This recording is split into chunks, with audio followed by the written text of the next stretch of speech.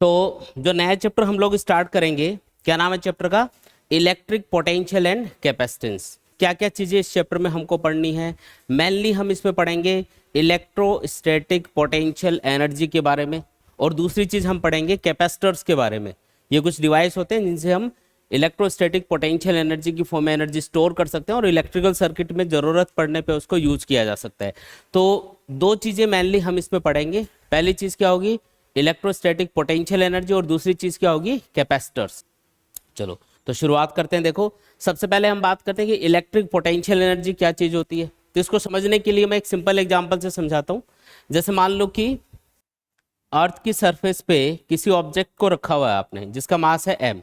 तो ये जो ऑब्जेक्ट है, जब ये अर्थ सरफेस पे रखा हुआ होगा तो इसके ऊपर ग्रेविटेशनल फोर्स लग रहा होगा नीचे की तरफ, mg। ठीक है। और अगर मैं इसको रेफरेंस लाइन मान लूँ, ग्राउंड सरफेस को रेफरेंस मान लूँ, और मान लूँ कि यहाँ पे जब ये रखा हुआ है तो इस पॉइंट पे, इस पोजीशन पे इसकी जो पोटेंशियल एनर्जी है वो सपोज करो u1 के बराबर है। वैसे पोटेंशियल एनर्जी का एक ओवरव्यू आपको बता देता हूँ क्या चीज़ होती है। किसी भी ऑब्जेक्ट की पोजीशन की वजह से उसमें स्टोर्ड एनर्जी को ही हम क्या बोलते हैं? पोटेंशियल एनर्जी बोलते हैं। किसी भी ऑब्जेक्ट की पोजीशन की वजह से उसमें स्टोर्ड एनर्जी को हम क्या बोलते हैं? पोटेंशियल एनर्जी बोलते हैं। जो हम एक्सटर्नली वर्क करते हैं किसी भी सिस्टम पे, वो सिस्टम के अंदर पोटेंशियल एनर्जी की फॉर्म में स्टोर हो जाता है। तो यहाँ पे रखने में मान लो आपने कुछ वर्क किया होगा W1 मान लो, तो वो W1 ही क्या है यहाँ पे? इस ऑब्जेक्ट की यहाँ पे पोटेंशियल एनर्जी U1 के बराबर होगा। ठीक है।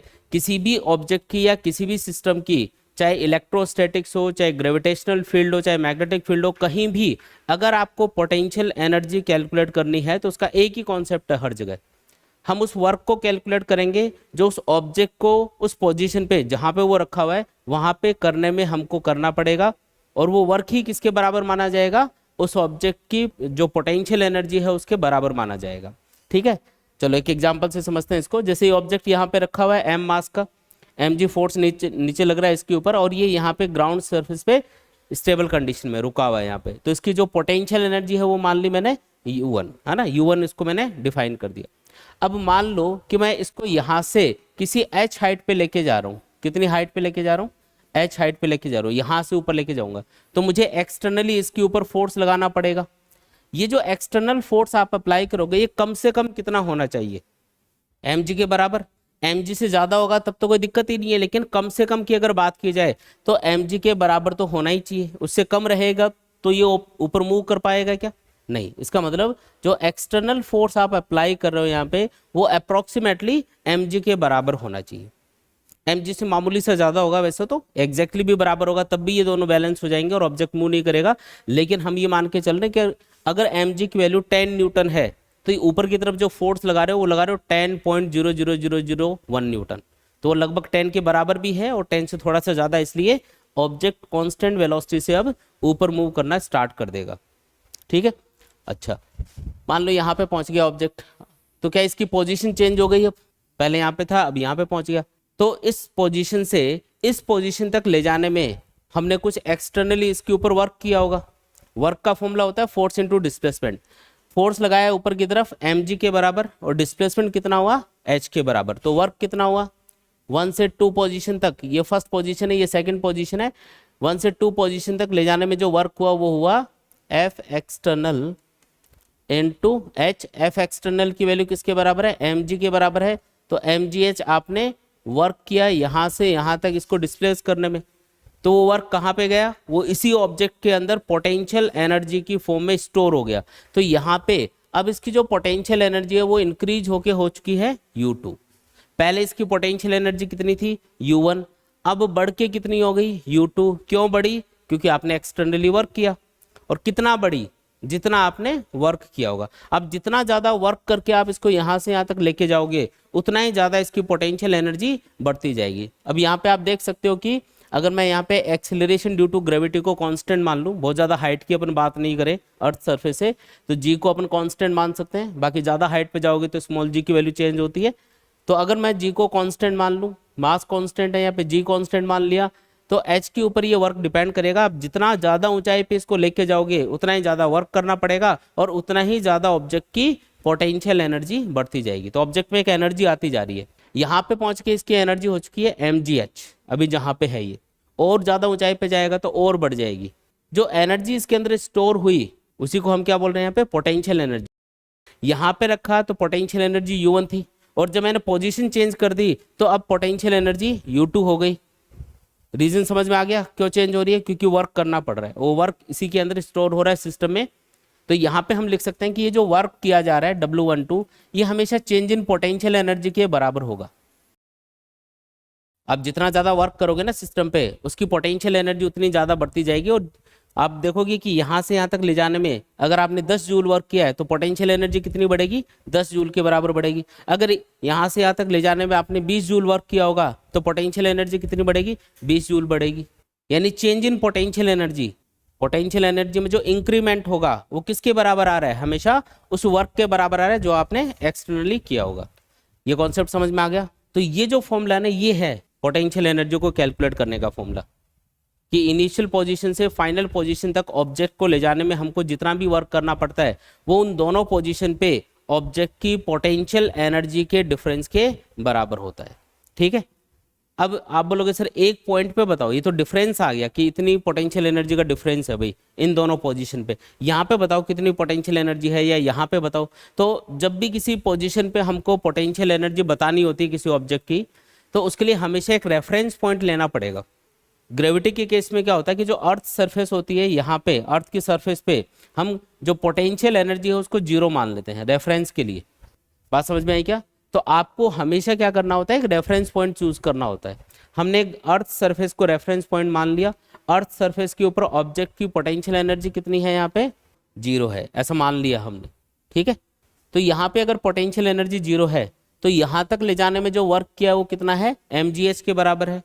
तो इस फॉर्मूले के अकॉर्डिंग बस U1 की जगह क्या लिख रहा हूँ? यहाँ पे 0 लिख रहा हूँ। U1 को मैंने 0 मान लिया, तो U2 किसके बराबर आ गया? W12 के बराबर आ गया। इससे हमको एक चीज और समझ में आ रही है कि अगर हम 0 पोटेंशियल एनर्जी वाले पोजीशन से ऑब्जेक्ट को किसी भी दूसरी पोजीशन पे लेके जाते हैं तो उसके लिए हमें जो भी वर्क करना पड़ता है वो उस दूसरी पोजीशन पे ऑब्जेक्ट की पोटेंशियल एनर्जी के बराबर होगा। अगर मुझे यहाँ पे रेफरेंस पॉइंट नहीं दे रखा तो जब मैं यहाँ से यहाँ पे इस ऑब्जेक्ट को लेके जाऊंगा तो मुझे जो वर्क मिलेगा वो किसके बराबर मिलेगा? चेंज इन पोटेंशियल एनर्जी के बराबर मिलेगा। लेकिन अगर मैं इनिशियल पॉइंट को रेफरेंस पॉइंट मान लूँ और वहाँ पे पोटेंशियल एनर्जी 0 एज्यूम कर लूँ तो मैं क्या लिख सकता हूँ कि फाइनल पॉइंट पे जो पोटेंशियल एनर्जी है वो उस वर्क के बराबर होगी जो उस 0 पोटेंशियल एनर्जी वाले पोजीशन से ऑब्जेक्ट को उस दूसरी वाली पोजीशन तक लाने में हमें एक्सटर्नली करना पड़ेगा। ऐसे बोल सकते हैं ना भाई, बाहर से हमें 0 पोटेंशियल एनर्जी वाली पोजीशन से ऑब्जेक्ट को किसी भी दूसरी पोजीशन तक ले जाने में जितना भी वर्क करना पड़ेगा वो ऑब्जेक्ट की उस दूसरी पोजीशन पे पोटेंशियल एनर्जी के बराबर होगा। ठीक है, तो ये दो फॉर्मूले जो अपने पास निकल के आए ना, एक तरह से ये काफी इंपॉर्टेंट है। इन्हीं को यूज करके मैं आपको अब जो पोटेंशियल एनर्जी वाला कॉन्सेप्ट है वो बताऊंगा। इसी कॉन्सेप्ट से इलेक्ट्रोस्टैटिक्स में अब सेम कॉन्सेप्ट लगाना है। कॉन्सेप्ट यही है, देखो ये मैंने एक चार्ज एज्यूम कर लिया, इस चार्ज के चारों तरफ क्या होगा? इसका इलेक्ट्रिक फील्ड होगा। चारों तरफ क्या है? इसका इलेक्ट्रिक फील्ड है। ठीक है, इस तरीके से ये चारों तरफ अपने एक इलेक्ट्रिक फील्ड प्रोड्यूस करेगा। उस इलेक्ट्रिक फील्ड में अगर हम कोई दूसरा चार्ज लेके आते हैं तो उसके ऊपर एक फोर्स लगता है। तो मैं यहाँ पे एक दूसरा चार्ज रखता हूँ, सपोज करो ये स्मॉल q। मैं क्या देखता हूँ कि ये वाला जो चार्ज है ये जो भी इलेक्ट्रिक फील्ड प्रोड्यूस कर रहा है अपने चारों तरफ, उसकी वजह से इसके ऊपर एक इलेक्ट्रोस्टैटिक फोर्स लगेगा। कौन सा फोर्स लगेगा? इलेक्ट्रोस्टैटिक फोर्स लगेगा। Fe से उसको मैं रिप्रेजेंट कर रहा हूँ। जैसे यहाँ ग्रेविटेशनल फोर्स लग रहा था, अभी यहाँ पे क्या लगेगा? इसके ऊपर इलेक्ट्रोस्टैटिक फोर्स लगेगा। दो चार्ज के बीच में जो इलेक्ट्रोस्टैटिक फोर्स है वो कूलम्ब्स लॉ से हम कैलकुलेट कर सकते हैं। तो ये चार्ज इसको रिपेल कर रहा है ना, ये कैपिटल Q चार्ज मान लेते हैं। ये जो चार्ज इसको हम सोर्स चार्ज बोलते हैं क्योंकि ये इलेक्ट्रिक फील्ड प्रोड्यूस कर रहा है, और इसको हम टेस्ट चार्ज बोल सकते हैं क्योंकि टेस्ट चार्ज वो चार्ज होता है जो किसी भी जगह पे इलेक्ट्रिक फील्ड को टेस्ट करने के लिए या इलेक्ट्रिक फील्ड की डायरेक्शन टेस्ट करने के लिए यूज किया जाता है। तो ये अपना टेस्ट चार्ज है। जैसे मैंने इसको यहाँ पे रखा, इस पर फोर्स लगा। अब ये कोई पॉइंट है, मान लो A यहाँ पे रखा हुआ है। अगर मैं इसको यहाँ से B पॉइंट की तरफ ले जाना चाहूँ, ये B पॉइंट है, इसकी तरफ इसको लेके जाना है, तो मुझे एक्सटर्नली फोर्स किधर लगाना पड़ेगा? इधर लगाना पड़ेगा। ये एक्सटर्नल फोर्स की डायरेक्शन आ गई। और कम से कम कितना फोर्स लगाना पड़ेगा? जितना इसके ऊपर इलेक्ट्रोस्टैटिक फोर्स लग रहा होगा उतना ही लगाना है। जैसे वहां पे mg के बराबर लगाया था फोर्स, वैसे यहाँ पे जितना भी ये फोर्स लगा रहा होगा, ये वाला चार्ज जिसको रिपेल कर रहा होगा जितने फोर्स से, उतना ही फोर्स उल्टा लगा दो तो ये इधर मूव करने लग जाएगा। उसको कैंसिल करने के लिए कम से कम उतना तो फोर्स लगाना पड़ेगा ना। तो एक्सटर्नल फोर्स यहाँ पे अप्रोक्सीमेटली किसके बराबर है? इलेक्ट्रोस्टैटिक फोर्स के बराबर है। ठीक है, तो यहाँ से इसकी तरफ लेके जा रहे हैं हम इसको। मान लो कि हम एक छोटा सा डिस्प्लेसमेंट करते हैं dr, तो उस स्मॉल डिस्प्लेसमेंट के लिए हमने कितना वर्क किया है यहाँ पे, उसको बोल देते हैं dw। स्मॉल वर्क को हम क्या लिख रहे हैं यहाँ पे? dw। स्मॉल डिस्प्लेसमेंट के लिए जो वर्क हुआ वो कितना है? dw। कितना वर्क हुआ? तो F external dot dr, force into displacement किसके बराबर होता है? वर्क के बराबर होता है। तो ये छोटा सा वर्क हुआ। अब मुझे ऐसे छोटे छोटे डिस्प्लेसमेंट करते हुए बी तक पहुंचना है। ठीक है, और कैलकुलेट करते जाने कि कितना कितना वर्क करना पड़ेगा। जैसे छोटा सा डिस्प्लेसमेंट किया, इतना वर्क हुआ, फिर अगला छोटा सा डिस्प्लेसमेंट होगा, उसके लिए वर्क कैलकुलेट करो, फिर अगला है उसके लिए, ऐसे करके ए से बी तक जा रहा है। तो टोटल वर्क कितना हुआ फिर? तो सबको ऐड कर लो। एक चीज बताओ, यहाँ से यहाँ तक जब आप पहुंचोगे छोटे छोटे कितने डिस्प्लेसमेंट कर सकते हो? इनफाइनाइट। दो पॉइंट्स के बीच में अगर बहुत छोटे छोटे डिस्प्लेसमेंट करते जा रहे हो तो इनफाइनाइट डिस्प्लेसमेंट होंगे, और इनफाइनाइट आपको छोटे छोटे वर्क करने पड़ेंगे। तो इनफाइनाइट चीज़ों के एडिशन के लिए कौन सा मेथड होता है? इंटीग्रेशन होता है। इसका मतलब क्या करना पड़ेगा? इंटीग्रेशन करना पड़ेगा। उससे आप क्या कर सकते हो? टोटल वर्क कैलकुलेट कर सकते हो, जो आपको करना पड़ेगा। ठीक है, और कहाँ से कहाँ तक लाना है इसको? ए से बी तक लाना है। तो ए से बी की लिमिट लगा के हम इंटीग्रेट कर देंगे, तो अपने पास क्या आ गया? टोटल वर्क आ गया। इस टोटल वर्क को इंटीग्रेशन dw को हम लिख सकते हैं, इसका नाम होगा WAB। ए से बी तक लेके जा रहे हो ना, इसलिए टोटल वर्क कितना हुआ? WAB हो गया। ऐसा नाम दे दिया इसको। जैसे W12 बोला था यहाँ पे, उसको WAB बोल दिया, क्योंकि ए से बी तक लाने में किया गया टोटल वर्क है। और हम ये भी जानते हैं कि जो F एक्सटर्नल की डायरेक्शन और FE की डायरेक्शन वो एक दूसरे के अपोजिट है। तो F एक्सटर्नल को आप माइनस ऑफ FE भी बोल सकते हो, क्योंकि हैं तो मैग्नीट्यूड में बराबर ही दोनों, लेकिन डायरेक्शन अपोजिट है, तो उसको इस तरीके से रिप्रेजेंट किया जाता है। ठीक है, तो F एक्सटर्नल को अगर मैं माइनस FE लिख दूं तो इसी वर्क को आप ऐसे भी कैलकुलेट कर सकते हो चाहो तो। F माइनस आगे लगा देता हूँ बाहर, FE डॉट dr, तो ये भी किसके बराबर आएगा? WAB के बराबर आएगा। तो ये वो वर्क है जो आपको करना पड़ा। और डेफिनेशन के अकॉर्डिंग एक्सटर्नली ए से बी तक लाने में, चार्ज को ए से बी तक लाने में हमें जो भी वर्क करना पड़ेगा वो किसके बराबर होगा? वो फाइनल पॉइंट और इनिशियल पॉइंट के बीच में पोटेंशियल एनर्जी के डिफरेंस के बराबर होगा, है ना। इसका मतलब मैं क्या लिख सकता हूँ यहाँ पे कि ये जो WAB आपने सॉल्व किया है इस मेथड से, ये किसके बराबर है? ये UB माइनस UA के बराबर है। बी पॉइंट पे और ए पॉइंट पे जो पोटेंशियल एनर्जी का डिफरेंस है उसी के बराबर है। तो इस चैप्टर में जहां भी आपको ये बोला जाए ना कि भी ये दो पॉइंट इनके बीच में पोटेंशियल एनर्जी डिफरेंस बताओ, तो आप ये फॉर्मूला यूज कर सकते हो।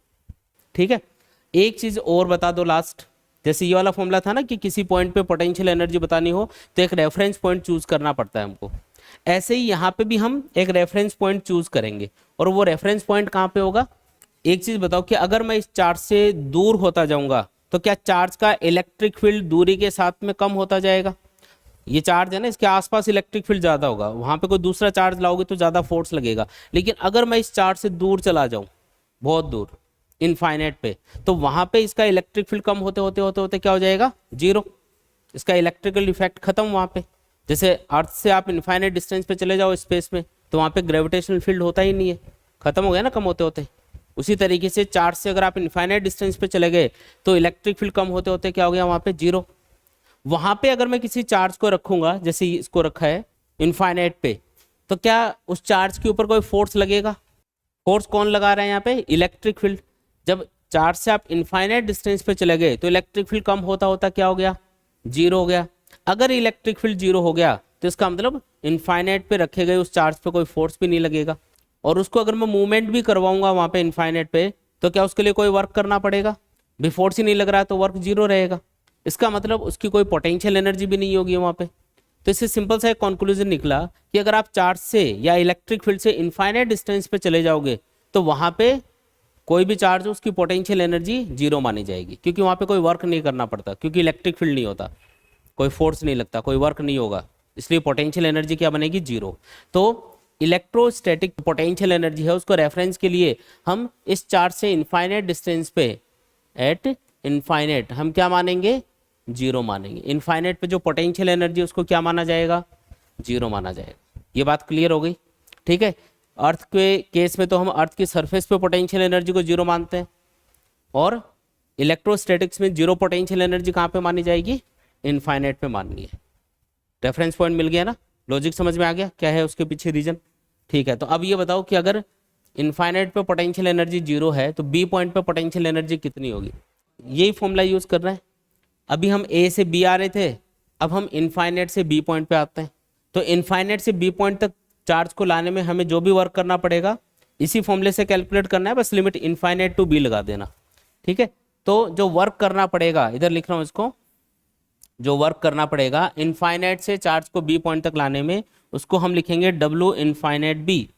क्या लिखेंगे उसको, डब्ल्यू इनफाइनाइट बी। इनफाइनाइट से इलेक्ट्रिक फील्ड के अंदर बी पॉइंट तक चार्ज को लाने में किया गया वर्क, और ये किसके बराबर होगा, तो बी पॉइंट पे पोटेंशियल एनर्जी माइनस ए पॉइंट कहाँ पे, इस बार मतलब इनिशियल पॉइंट कहाँ पे, इनफाइनाइट पे, तो इनफाइनाइट पे पोटेंशियल एनर्जी।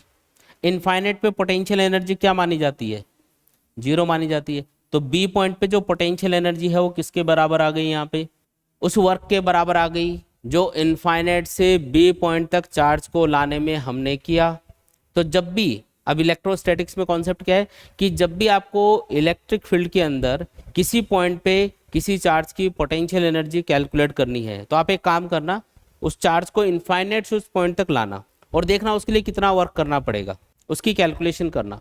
जो वर्क आएगा अपने पास इनफाइनाइट से उस पॉइंट तक चार्ज को लाने में, वही किसके बराबर होगा, उस पॉइंट पे चार्ज की पोटेंशियल एनर्जी के बराबर कंसिडर किया जाएगा। और अगर इलेक्ट्रिक फील्ड में आप किसी एक पॉइंट से दूसरे पॉइंट तक लेके जा रहे हो चार्ज को, तो जो आपको वर्क करना पड़ता है वो किसके बराबर होगा, वो दोनों पोजीशन पे चार्ज की पोटेंशियल एनर्जी के डिफरेंस के बराबर होगा। तो रेफरेंस पॉइंट अगर इनफाइनाइट चूज कर लोगे तब तो किसी भी पॉइंट पे उसके रेफरेंस में पोटेंशियल एनर्जी बता सकते हो। और अगर आपने रेफरेंस पॉइंट नहीं चूज किया है और आप इलेक्ट्रिक फील्ड के अंदर ही किसी एक पॉइंट से दूसरे पॉइंट पे चार्ज को लेके जा रहे हो, तो फिर जो वर्क करना पड़ेगा वो उन दोनों पोजीशन पे चार्ज की पोटेंशियल एनर्जी के डिफरेंस के बराबर आएगा। फिर कंक्लूजन ये निकला कि अगर हम किसी भी इलेक्ट्रिक फील्ड में, मान लो कि ये कोई इलेक्ट्रिक फील्ड है, अब इसका कंक्लूजन समझ लो, वो आपको याद रखना है। ये कोई इलेक्ट्रिक फील्ड है और इलेक्ट्रिक फील्ड के अंदर हमने ये कोई चार्ज लिया स्मॉल क्यू और इसको कोई ए पॉइंट से बी पॉइंट तक लेके गए। ये कोई ए पॉइंट है इधर तो, और ये कौन सा पॉइंट है, बी पॉइंट है।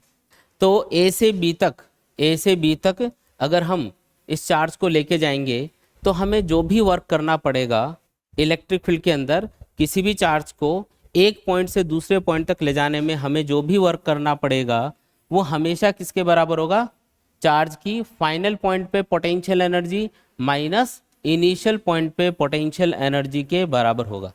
ये फॉर्मूला है एक तरह से, इसको याद रखना है आपको।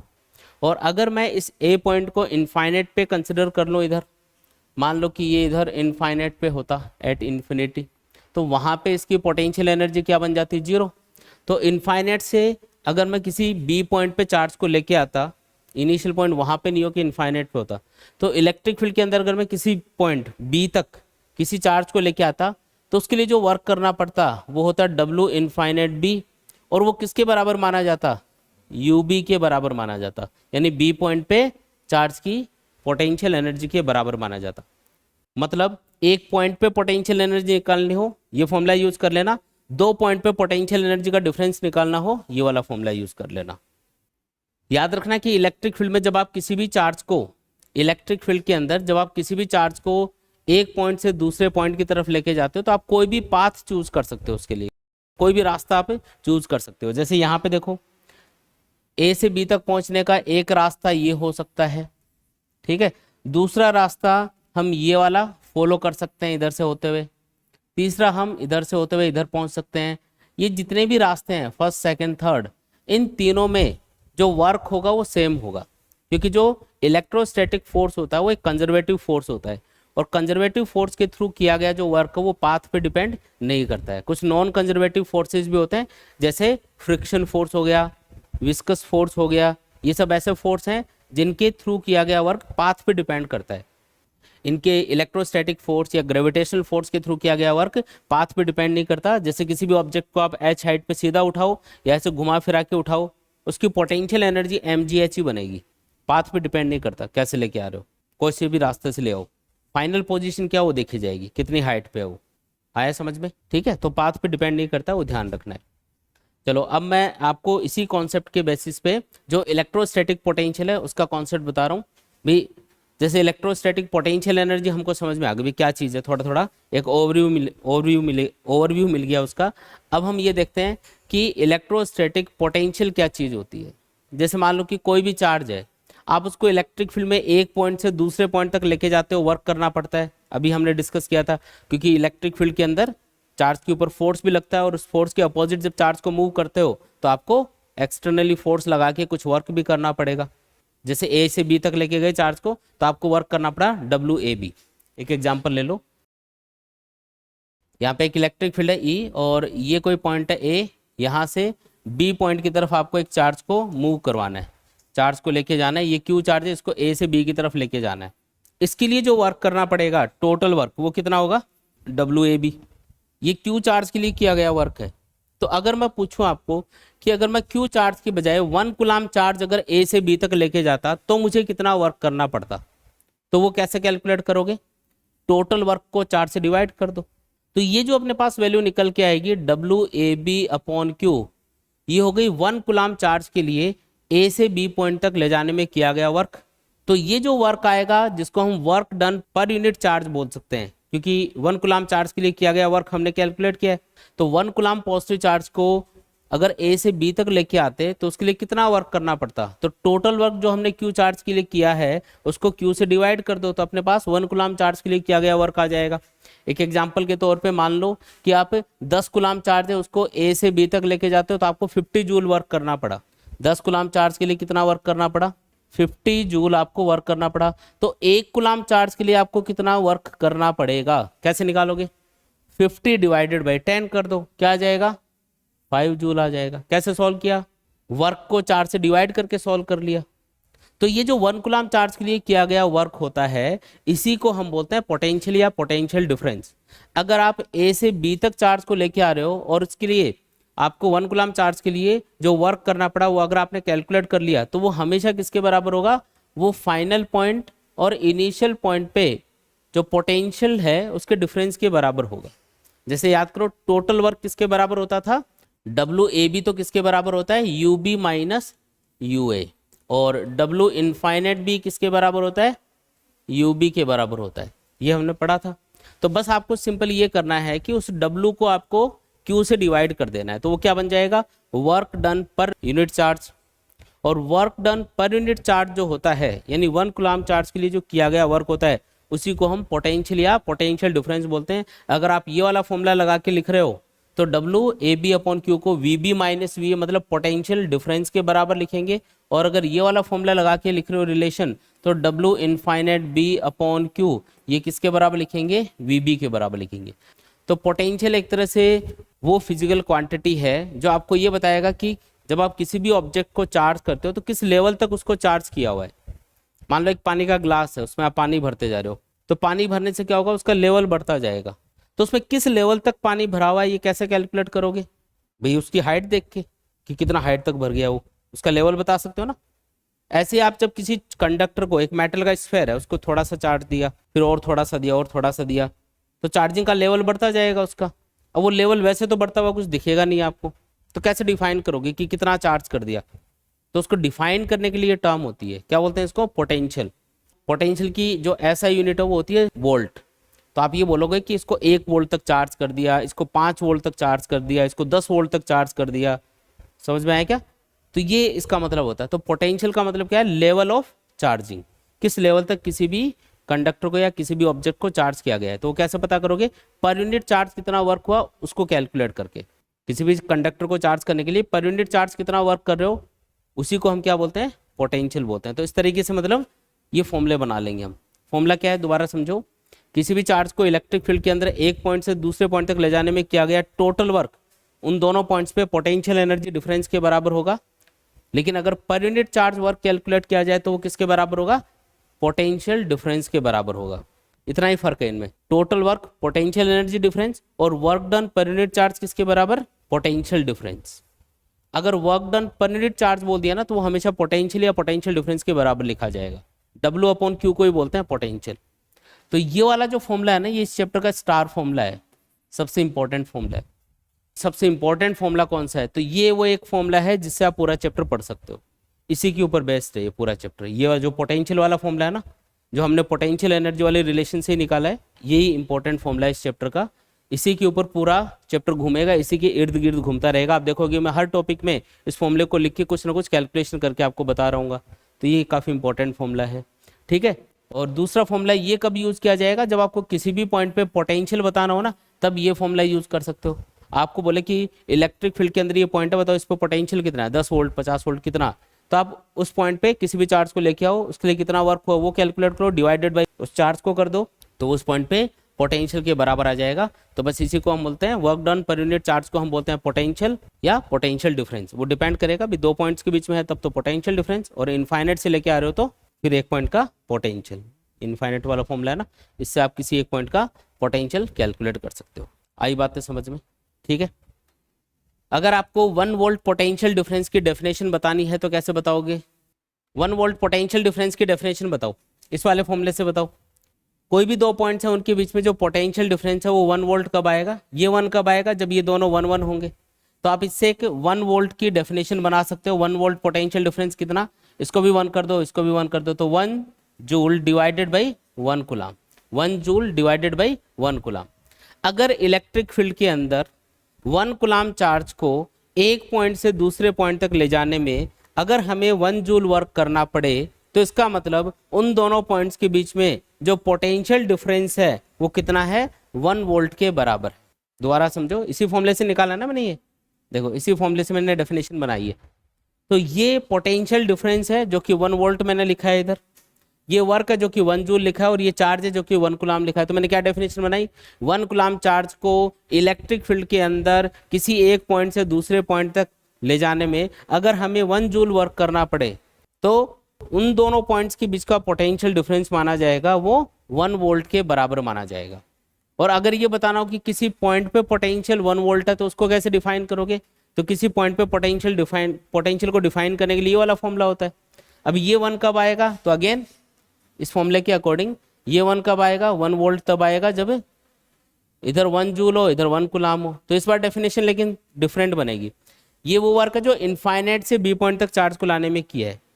तो हम डेफिनेशन क्या बनाएंगे कि अगर 1 कूलम चार्ज को इनफाइनाइट से इलेक्ट्रिक फील्ड के अंदर किसी पॉइंट तक लाने में अगर हमें 1 जूल वर्क करना पड़े, इसका मतलब उस पॉइंट पे जो पोटेंशियल की वैल्यू हो किसके बराबर होगी? 1 वोल्ट के बराबर होगी। आया समझ में? ठीक है। इलेक्ट्रिक फील्ड के अंदर एक पॉइंट से दूसरे पॉइंट तक 1 कूलम चार्ज को ले जाने में अगर 1 जूल वर्क करना पड़े, तो मतलब दोनों पॉइंट्स के बीच में पोटेंशियल डिफरेंस कितना है? 1 वोल्ट के बराबर है। और अगर इनफाइनाइट से इलेक्ट्रिक फील्ड के अंदर 1 कूलम चार्ज को लाने में अगर 1 जूल वर्क करना पड़े, इसका मतलब उस पॉइंट पे पोटेंशियल कितना है? 1 वोल्ट के बराबर है। तो इन्हीं दोनों फॉर्मूलों से ये मैंने डेफिनेशन बनाई है, आपके नोट्स में दे रखी है, पढ़ोगे तो समझ में आ जाएगा ये। ठीक है।